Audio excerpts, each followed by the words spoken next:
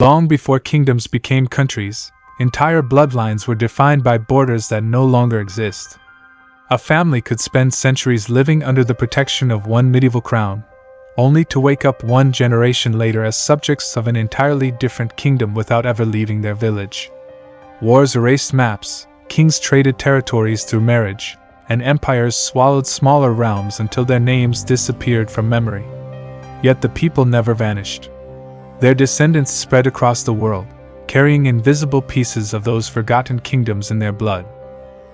Somewhere in your family tree lies a connection to a medieval realm that shaped your ancestors' language, traditions, beliefs, and destiny. The mystery is that most people have no idea which kingdom it was. The answer is far more complicated than looking at a modern map. The countries we recognize today rarely existed in the same form during the Middle Ages. Instead, Europe was a patchwork of kingdoms, duchies, principalities, tribal lands, and empires whose borders changed almost constantly. A single battlefield victory, a royal marriage, or an unexpected death could redraw the political landscape overnight. Families remained rooted to the same land while the kingdoms ruling them changed again and again. That means your medieval ancestry may belong to a kingdom whose name has almost been forgotten, even though its influence still survives in your family history. Between the 5th and the 15th centuries, identity depended less on nationality and more on local loyalty. A farmer identified with his village, his local lord, and the king who claimed authority over the region. Someone living in what is now northern France might have considered themselves Norman rather than French. A resident of medieval Italy often identified with Venice, Florence, or Milan instead of any united Italian state. Even language varied dramatically from one region to another, creating cultural identities that were often stronger than political ones. As kingdoms expanded, conquered territory, or collapsed under invasion, populations mixed in ways that modern borders can never fully explain. Merchants crossed continents. Pilgrims traveled to sacred sites. Soldiers settled far from their birthplaces after military campaigns. Royal marriages united distant dynasties, while refugees escaped famine, plague, and war.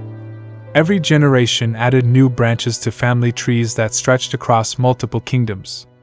By the end of the Middle Ages, very few bloodlines belonged to only one place.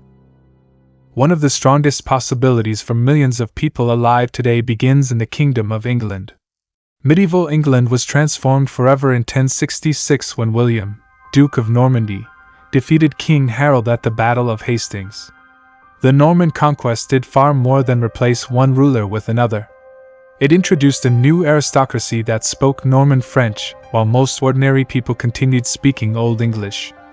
Over time, these languages blended together, creating Middle English and laying the foundation for the language spoken by hundreds of millions today.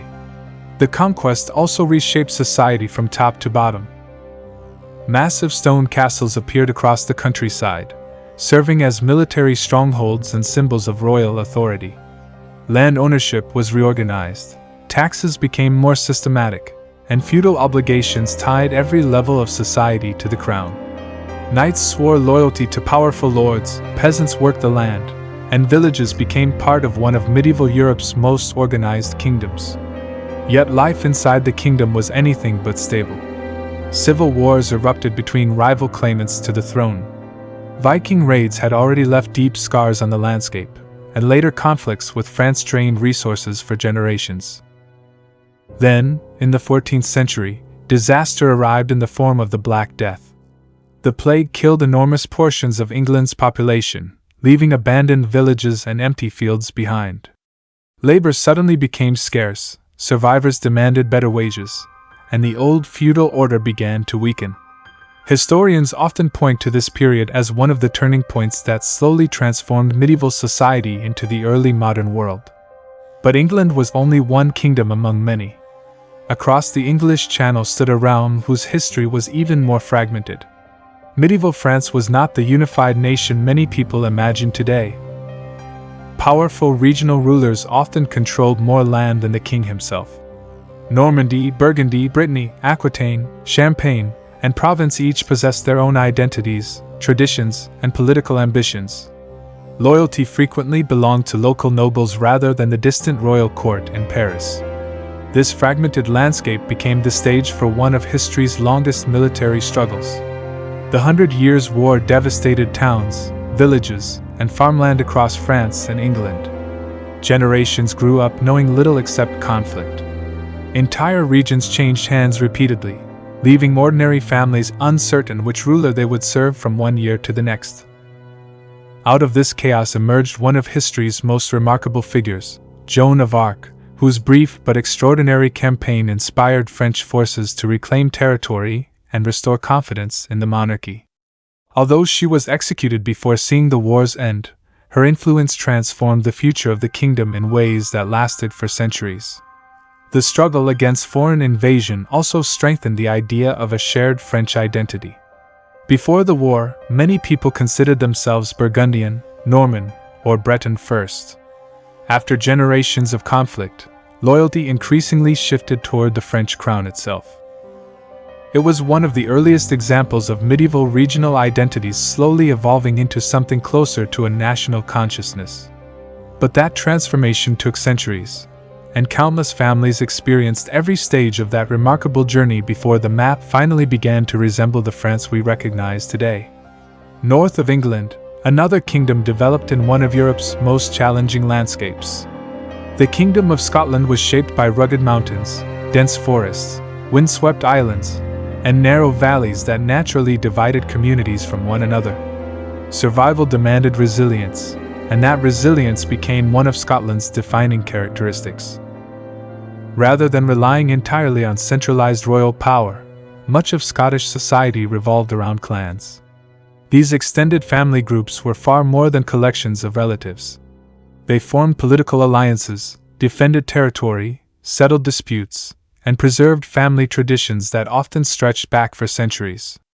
When English kings attempted to bring Scotland under their control, resistance produced some of the most famous names in medieval history. William Wallace became a symbol of defiance after leading an uprising against English occupation, while Robert the Bruce eventually secured Scottish independence with his victory at the Battle of Bannockburn in 1314. Popular legends often portray these men as larger-than-life heroes, but the reality was far more complex. Noble families frequently changed sides, political alliances shifted constantly, and survival often required compromise as much as courage. Even so, Scotland remained independent for centuries, allowing its unique culture to develop separately from its southern neighbor. Many descendants of medieval Scottish families later spread across the world during later centuries. Their clan names, tartans, and oral traditions became lasting reminders of a kingdom that valued loyalty to family almost as much as loyalty to the crown. Even today, millions of people proudly trace their ancestry back to clans that first emerged during the medieval period. West of England lay another collection of kingdoms whose influence remains surprisingly strong despite centuries of conquest. Medieval Wales was divided among powerful realms such as Gwynedd, Powys, and Deheubarth. These kingdoms preserved Celtic traditions that had survived long after Roman rule disappeared from Britain. Welsh princes governed mountainous territories where natural defenses made foreign conquest difficult, while poets and scholars carefully recorded genealogies that connected noble families to legendary ancestors. Language became one of Wales' greatest sources of identity. While neighboring regions experienced dramatic cultural changes, Welsh communities continued speaking one of Europe's oldest living languages. Storytelling flourished through bards who preserved history, celebrated victories, and maintained family records in ways few other medieval societies could match. Even after English conquest gradually reduced Welsh political independence, the language and cultural traditions endured. In many ways, medieval Wales demonstrated that a kingdom could lose its government without losing its identity. Farther east, Central Europe gave rise to one of the continent's most resilient medieval powers. The Kingdom of Poland emerged during the 10th century under the Piast dynasty, gradually uniting various Slavic tribes into a single state. Positioned between powerful neighbors, Poland constantly defended itself against German expansion, nomadic raiders from the east, and later the devastating Mongol invasions. Few kingdoms faced such relentless external pressure while continuing to grow stronger. The Mongol invasion of 1241 shocked all of Europe. Cities were destroyed, villages burned, and thousands lost their lives as Mongol armies swept across the countryside with astonishing speed. Many observers believed Poland would never recover. Instead, the kingdom rebuilt its towns, strengthened its defenses, and expanded its political influence over the following centuries. Eventually, Poland entered a historic union with Lithuania, creating one of the largest and most powerful states in Europe. If your ancestors came from this region, they likely experienced a society where Slavic traditions blended with influences from German merchants, Jewish communities, Baltic neighbors, and travelers crossing Europe's busiest trade routes. South of Poland, another remarkable kingdom rose from unexpected origins. The Kingdom of Hungary officially began around the year 1000 under King Stephen I, whose conversion to Christianity transformed the future of Central Europe. Before settling in the Carpathian Basin, the Magyar people had migrated across vast stretches of the Eurasian steppe. Their arrival permanently altered the political balance of the region and established Hungary as a bridge connecting Eastern and Western Europe. Hungary quickly became known for its strategic importance. Mountain passes, fertile plains, and major rivers made the kingdom both prosperous and vulnerable. Merchants carried goods through Hungarian markets, scholars visited royal courts, and foreign settlers helped develop growing towns. Yet prosperity also attracted enemies. In 1241, the Mongol invasion struck Hungary with devastating force. Entire settlements disappeared, and the kingdom suffered catastrophic losses. Rather than surrendering to decline, Hungarian rulers invested heavily in stone fortifications, stronger castles, and improved defenses. Those decisions reshaped military architecture throughout Central Europe and helped the kingdom survive future invasions. To the northwest, the Kingdom of Bohemia developed one of medieval Europe's most impressive centers of culture and learning. Centered around Prague, Bohemia prospered through rich silver mines that financed magnificent churches, universities, bridges, and royal palaces. By the 14th century, Prague ranked among the largest and wealthiest cities on the continent. Students traveled from distant kingdoms to study there, merchants filled its marketplaces, and architects transformed its skyline into one of medieval Europe's greatest achievements. The kingdom's prosperity encouraged intellectual debate that eventually challenged established religious authority. Reformers questioned the practices of the medieval church, leading to the Hussite movement and years of conflict that reshaped Bohemian society. These religious struggles influenced political thought across Europe long before the Protestant Reformation began. Bohemia proved that ideas born inside one medieval kingdom could eventually change the entire continent. Far to the north, Scandinavia developed kingdoms unlike any found elsewhere in Europe. The Kingdom of Denmark inherited much of the legacy left behind by the Viking Age. While Viking raids had once terrified coastal communities across Europe, medieval Denmark increasingly relied on trade instead of conquest. Control of the narrow waterways connecting the Baltic Sea to the North Sea allowed Danish kings to collect taxes from passing ships, generating enormous wealth that funded castles, churches, and military campaigns. At one point, Denmark united with Norway and Sweden under the Kalmar Union, creating a single monarchy that ruled nearly all of Scandinavia. It was an extraordinary political achievement that promised lasting stability throughout the region. Yet rivalries between local nobles and competing ambitions eventually fractured the union. Although the political alliance collapsed, Scandinavian culture continued spreading through exploration, commerce, and migration. Millions of people living today unknowingly carry Scandinavian ancestry inherited from Viking settlers who blended into local populations centuries before the medieval kingdoms themselves reached their greatest power. Norway followed a path that was equally remarkable but shaped by the sea more than the land. Its dramatic coastline, deep fjords, and scattered islands forced communities to rely on ships for survival. Long after the Viking Age ended, medieval Norway remained one of Europe's greatest maritime kingdoms. Fishing villages supplied food across the North Atlantic, while merchants sailed between Scotland, Iceland, Greenland, and mainland Europe. Royal authority often depended on controlling sea routes rather than roads, making Norway unlike almost any other medieval kingdom. Norwegian explorers had already reached Iceland and Greenland centuries earlier, and Norse settlements even appeared briefly in North America long before Columbus crossed the Atlantic. Although those western colonies eventually disappeared, they proved just how far medieval Scandinavian sailors were willing to travel. Few kingdoms possessed such extraordinary knowledge of navigation, and that spirit of exploration became one of Norway's defining characteristics. Then disaster struck. The Black Death reached Norway in the mid-14th century and devastated the kingdom. Entire fishing communities vanished, farms were abandoned, and the population declined so sharply that many regions never fully recovered during the Middle Ages. With fewer people to defend its interests, Norway gradually fell into political unions dominated by neighboring kingdoms. Yet its culture survived in isolated valleys and coastal villages where traditions, dialects, and folklore remained almost unchanged for centuries.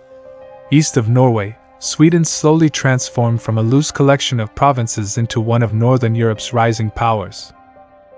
Medieval Sweden benefited from abundant forests, fertile farmland, and perhaps most importantly, rich deposits of iron and copper. These resources became some of the kingdom's greatest advantages. Swedish metal supplied weapons, tools, and trade goods that reached markets across Europe through the Hanseatic League, a powerful commercial network connecting dozens of medieval cities. As trade expanded, Swedish towns grew wealthier, monasteries spread Christianity into remote regions, and kings gradually strengthened royal authority over local nobles. Unlike kingdoms built primarily through conquest, Sweden's rise depended heavily on economic growth. Prosperous farming communities, mining centers, and merchant towns laid the foundation for a kingdom that would later become one of Europe's dominant military powers. The prosperity of medieval Sweden demonstrated that wealth could sometimes achieve what armies could not. Far to the south, the Italian peninsula offered a completely different picture. Instead of one unified kingdom, medieval Italy was divided among powerful kingdoms, duchies, republics, and city-states that competed fiercely with one another. Venice, Florence, Genoa, Milan, Naples, and Sicily each followed their own political paths, creating one of the most diverse regions in medieval Europe.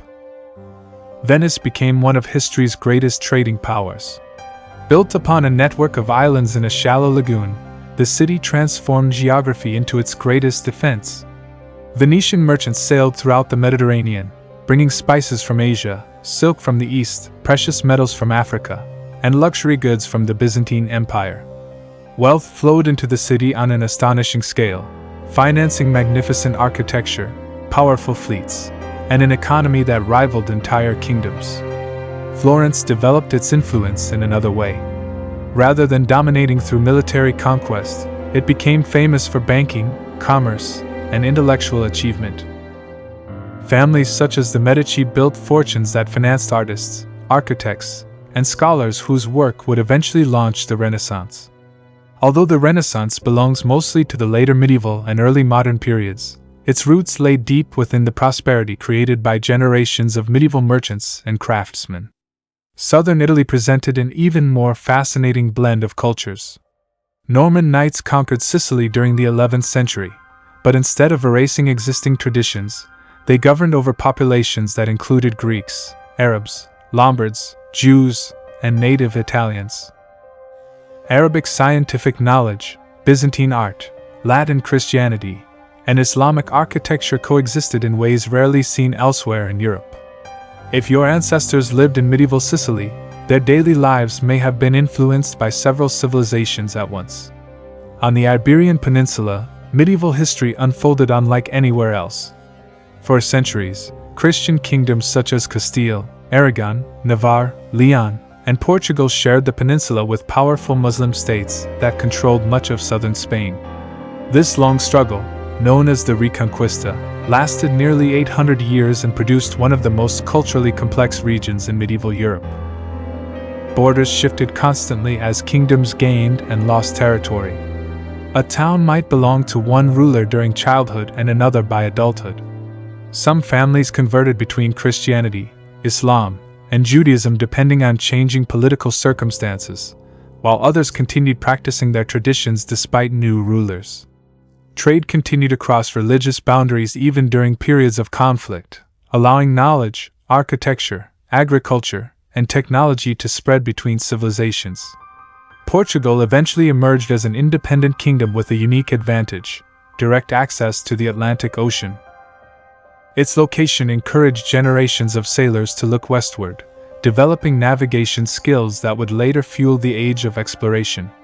Meanwhile, the marriage of Ferdinand of Aragon and Isabella of Castile united two of the peninsula's most powerful kingdoms, laying the foundations for modern Spain.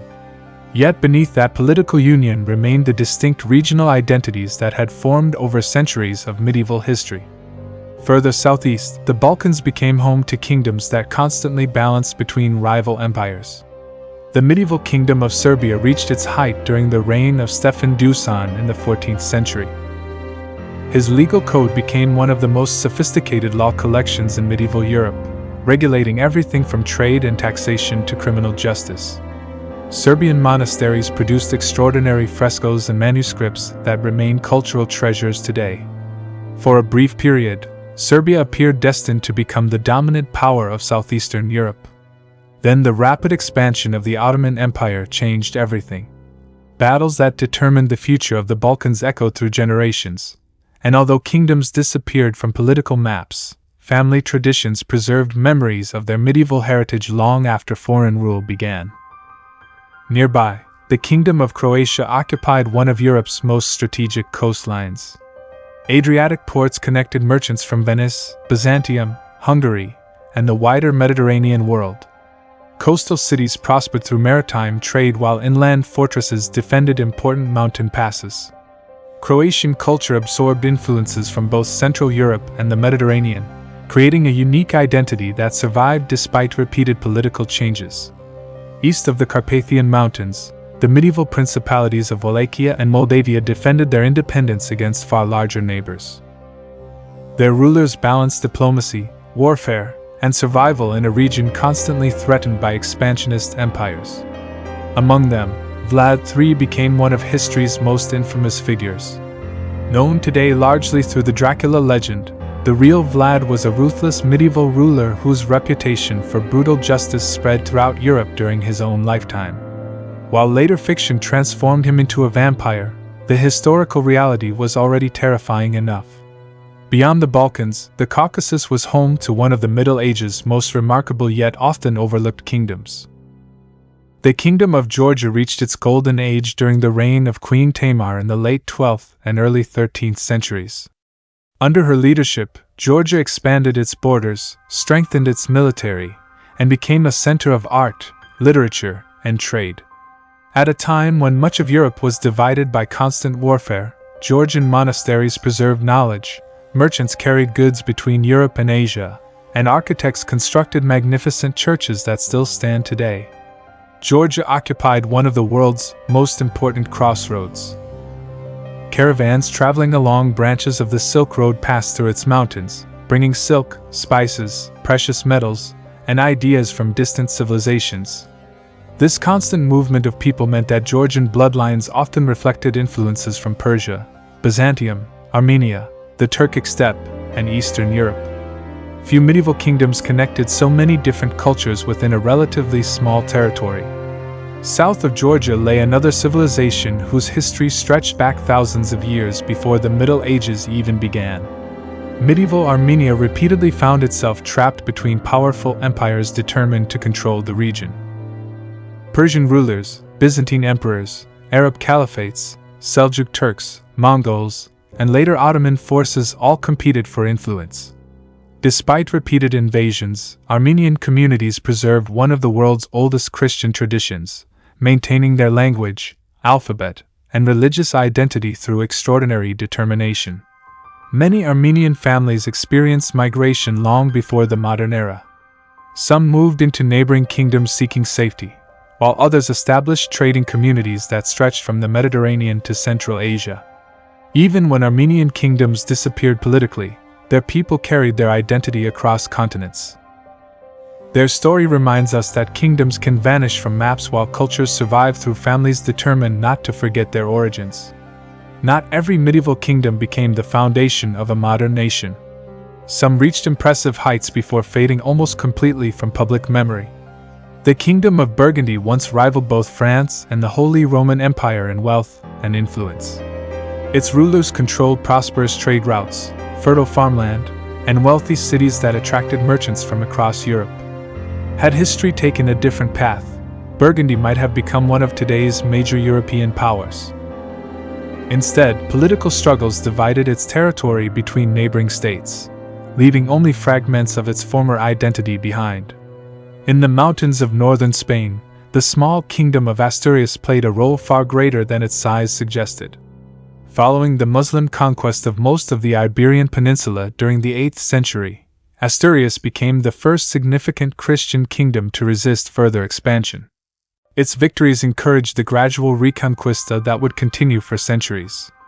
Many later Spanish kingdoms traced their political legitimacy back to Asturias, making this small mountain realm one of medieval Europe's most influential survivors.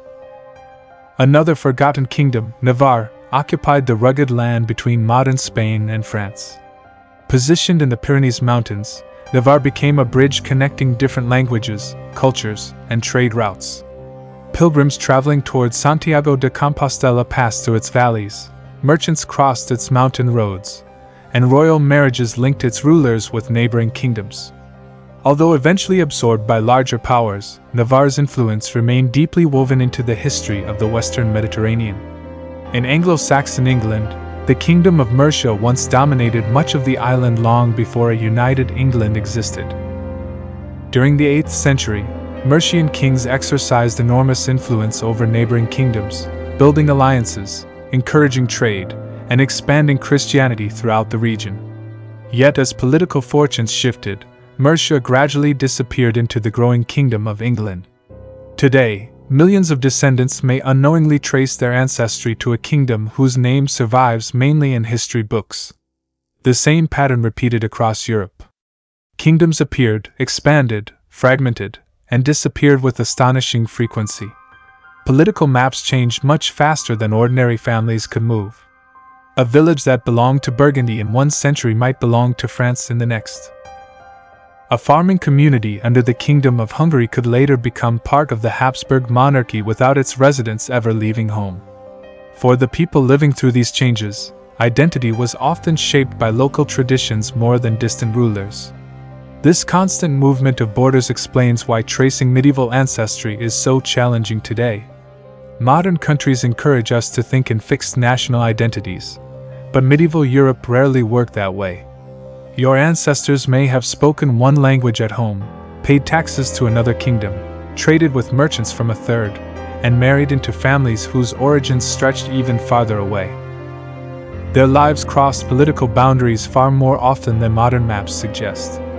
The story becomes even more fascinating when science enters the picture. Modern genetic research has revealed that most European populations have been mixing for thousands of years. DNA testing frequently uncovers connections that surprise even experienced genealogists. Someone whose family has identified as English for generations may discover Scandinavian ancestry inherited from Viking settlers. Another person convinced of purely German roots may find genetic links to Slavic, Celtic, or Mediterranean populations. These discoveries do not contradict history. They confirm it. The medieval world was far more connected than many people imagine. Pilgrims walked hundreds of miles to visit holy sites. Merchants carried goods between distant kingdoms every day. Universities attracted students from across the continent.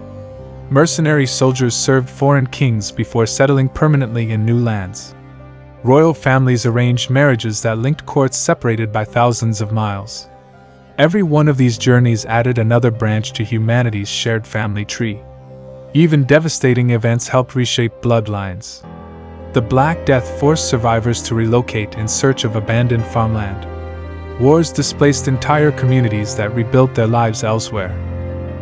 Climate changes altered agricultural patterns, encouraging migration into more fertile regions. Every generation adapted to new circumstances, creating family histories far more complicated than a single kingdom could ever explain. Surnames provide another clue. but they can also be misleading. Many medieval people had no permanent family name at all. Others adopted surnames based on occupations, locations, physical characteristics, or the names of their fathers.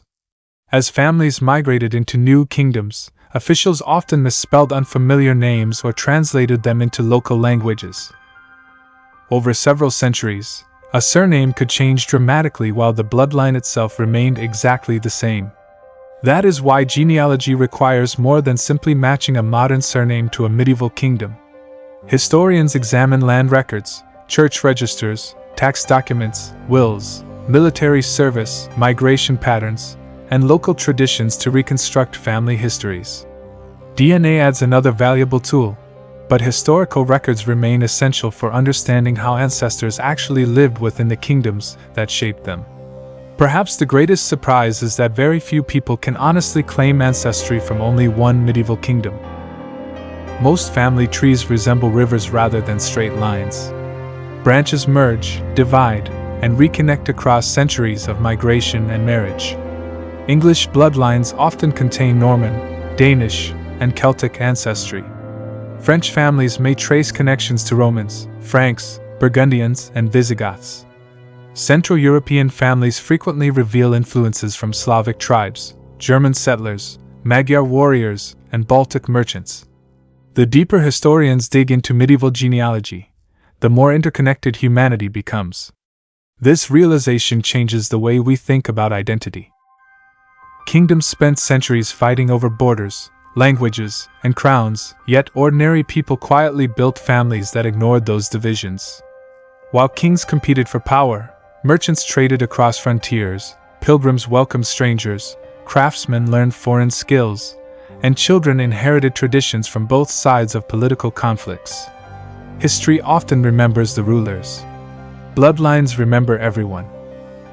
Somewhere in your family tree may be a Scottish clansman defending a mountain pass, a Norman knight crossing the English Channel, a Venetian merchant negotiating in Constantinople, a Polish farmer rebuilding after the Mongol invasion, a Hungarian horseman guarding the frontier, a Welsh bard preserving ancient genealogies, or an Armenian trader carrying goods across the Silk Road.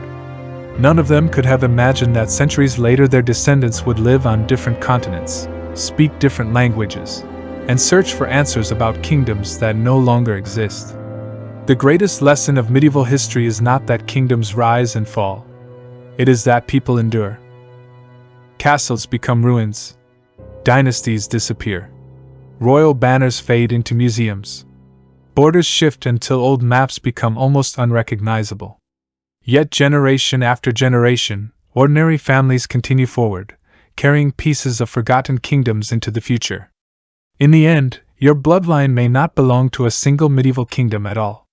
It may be the product of dozens of forgotten realms whose histories became woven together through countless journeys, marriages, hardships, and triumphs.